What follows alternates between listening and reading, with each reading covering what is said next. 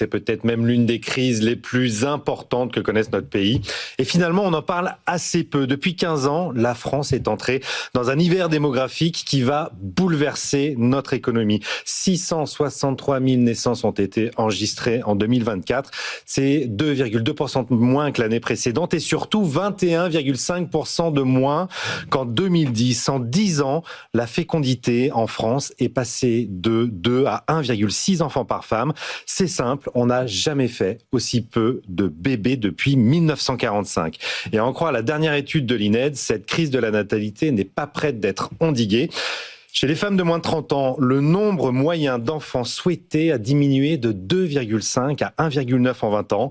Peur de l'avenir économique, peur de l'avenir climatique, mais aussi un modèle familial qui évolue, parfois au détriment de la parentalité.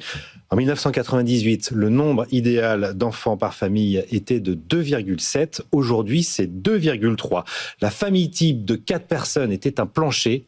Aujourd'hui, c'est un plafond. Sur le social, on connaît déjà les problèmes de financement sur nos retraites. Par exemple, on en parle très régulièrement sur cette antenne. On a aujourd'hui environ 1,7 cotisants pour un retraité. Dans 20 ans, ce ratio sera tombé à 1,3. Il ne faut pas être sorcier pour se rendre compte que ce système risque de voler en éclats. Et en réalité, c'est tout le financement de la sécurité sociale qui est en danger. Moins de jeunes, c'est moins de cotisations. Et plus de personnes âgées, c'est plus de dépenses.